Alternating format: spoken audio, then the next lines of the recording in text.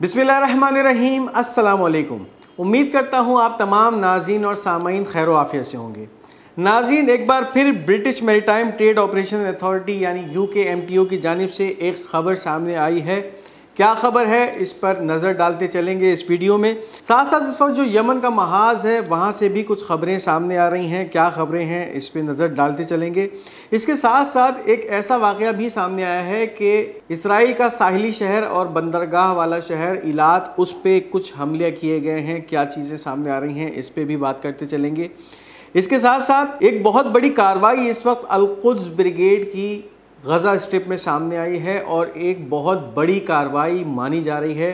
ये क्या कार्रवाई है, क्या इसमें फतूहात सामने आई हैं, क्या ऐसी कामयाबियां हैं जो इस वक्त अल-कुद्स ब्रिगेड ने अपने नाम की हैं, इस पर भी इस वीडियो में बात करेंगे और इस खबर को भी इस वीडियो में शामिल करते चलेंगे।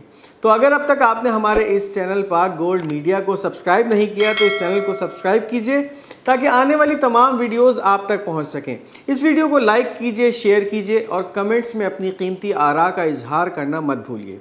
तो नाज़रीन, इस वक्त जो सबसे बड़ी खबर और अहम खबर सामने आ रही है, British maritime trade operation authority UKMTO, जो कि इस वक्त जितने भी बहरी जहाज़ खलीज अदन और आसपास से गुजर रहे हैं, उनके ऊपर कोई भी इंसिडेंट जब होता है तो उसकी जानिब से कुछ रिपोर्ट सामने आती हैं।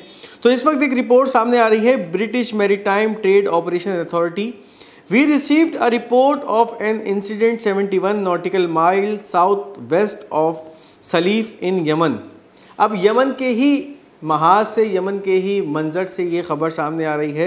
एक इनिशियल रिपोर्ट है जो कि एक हमले के बारे में बताई जा रही है। अभी इसकी मज़ीद तफसीलात सामने नहीं आई हैं, लेकिन एहतिमाल यही किया जा रहा है कि फिर किसी ऐसे बहरी मर्चेंट नेवी के जहाज़ को निशाना बनाया गया है इस वक्त हौसियों की जानिब से, और 71 nautical mile south west of Salif. अब ये सलीफ का जो इलाका है ये बिल्कुल एक नया इलाका है जो कि इस वक्त सामने आ रहा है इस मंज़र में।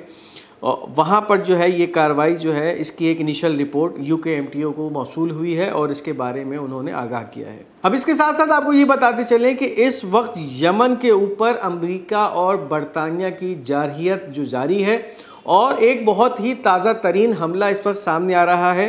US British aggression aircraft launched a raid on Ras Isa area in the Al Salif district and 2 raids on Al Qawzi area in the Al Durahimi district western Yemen।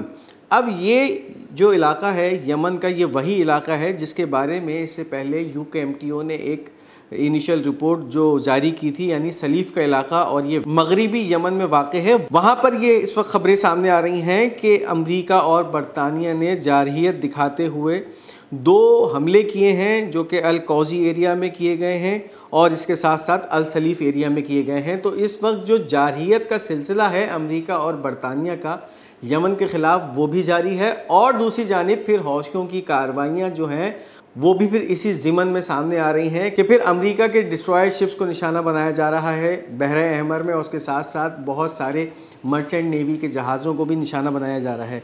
अब इसके साथ साथ एक और कार्रवाई भी है जो इस वक्त सामने आ रही है, siren sound in Eilat south of occupied Palestine.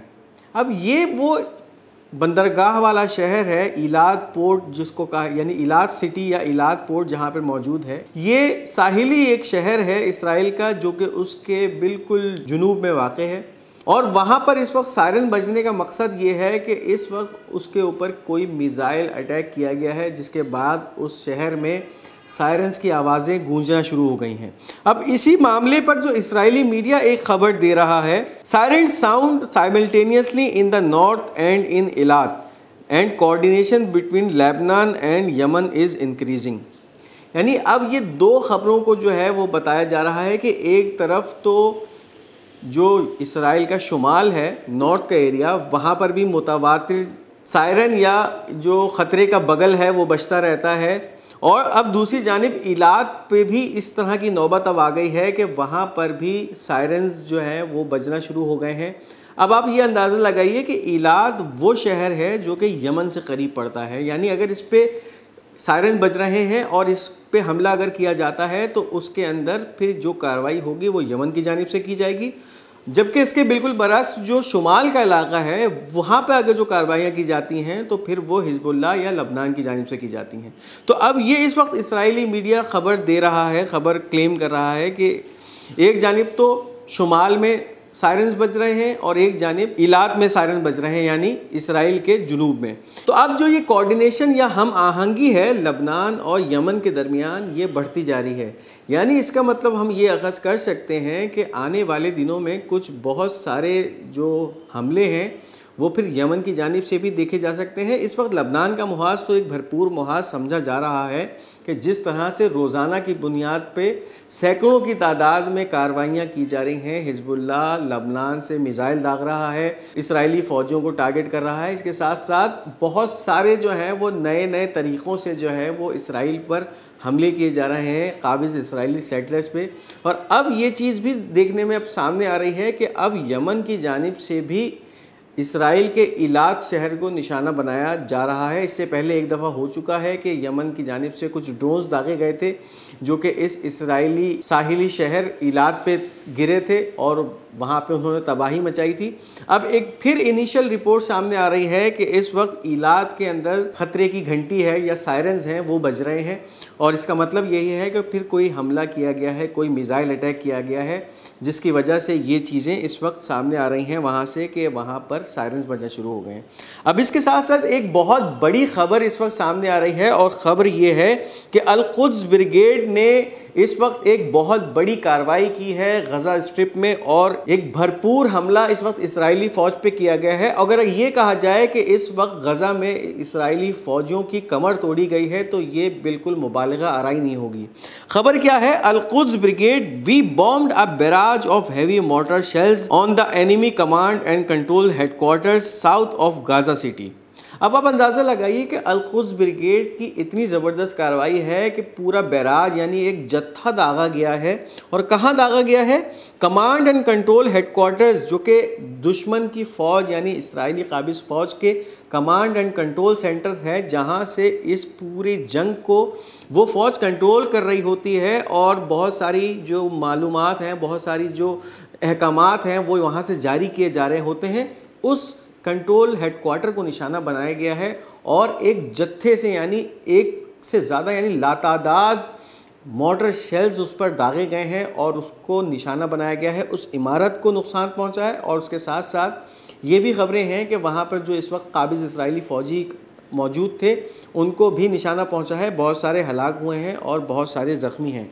तो ये भी एक बहुत बड़ी इस वक्त कार्रवाई है जो कि अल-कुद्स ब्रिगेड के मुजाहिदीन ने साउथ ऑफ गज़ा सिटी यानी गज़ा सिटी के जुनूब में की है। और ये जुनूब का इलाका वो इलाका है जो कि खान यूनुस के नज़दीक पड़ता है, यानी एक जानिब तो शुमाल का गज़ा है, फिर सेंट्रल गज़ा, फिर साउथ गज़ा और उसके बाद फिर खान यूनुस और रफ़ा का इलाका आता है।